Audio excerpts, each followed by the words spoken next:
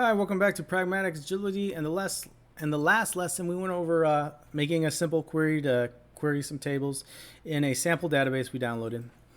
Now we're going to move on to the next common SQL questions, beginner SQL questions. It looks like how to connect to a local server. Well, we actually already did that when we set up our virtual box and went through all that installation techniques. So we're just going to cross that out. Go to the next one.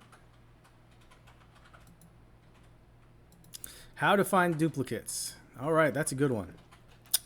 Now, in some databases, or in a lot of databases, you really should never have a true duplicate. Now, what would a true duplicate be? That would be when the primary key is duplicated. But what we are probably talking about, because the database won't let us duplicate a primary key, which is right here. This PRI means it's primary. So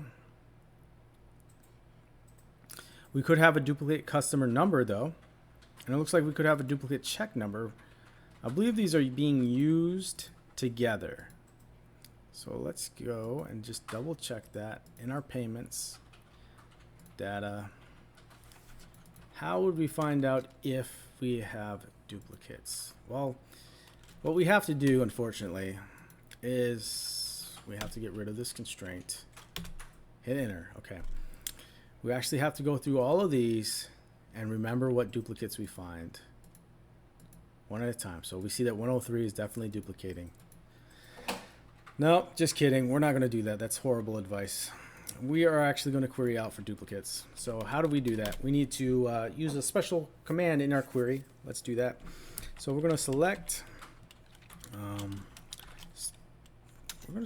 customer number from payments, and we're going to group by customer number, and we're going to count. Oh my gosh, this is sounding a little too easy, isn't it? Well, again, when we're dealing with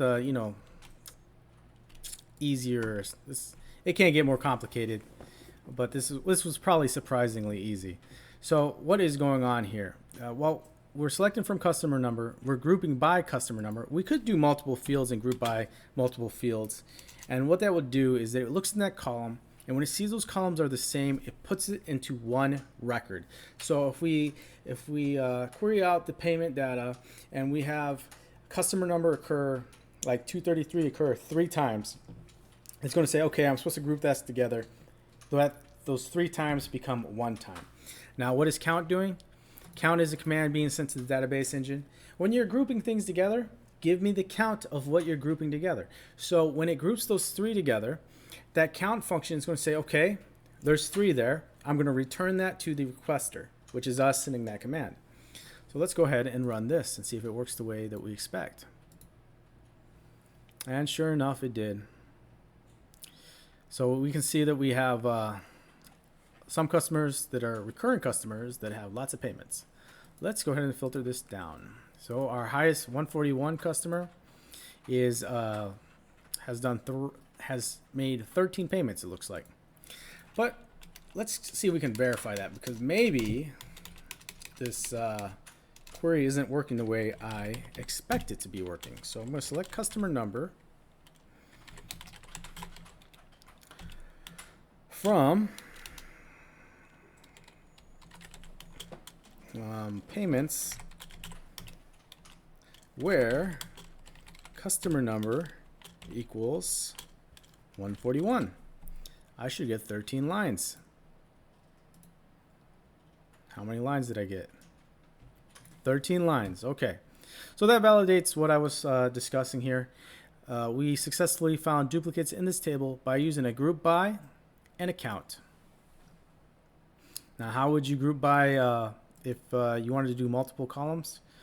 Well, I have a feeling this database might be too simple, and we might not be able to actually expose duplicates in that manner.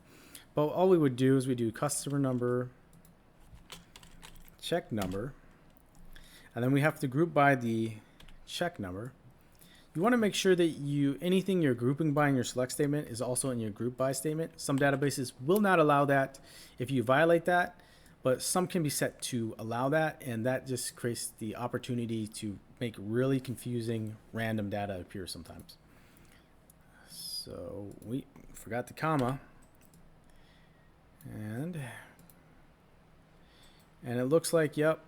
So we are grouping by the customer number and the check number. This kind of makes sense to me. I wouldn't expect a customer to pay us with the same check more than once. Check numbers are supposed to be unique. So that's how we find duplicates. Now let's see if we can cross this out. Format text, strike through. How to make a foreign key. How to make a view, how to make a loop, how to make rows and columns. You know, I'm going to go ahead and cut this lesson right here because this is probably going to be maybe around 8 minutes to fully explain. And we'll handle that in the next lesson. If you found this lesson beneficial or useful, please like or subscribe. Appreciate the time. See you in the next lesson.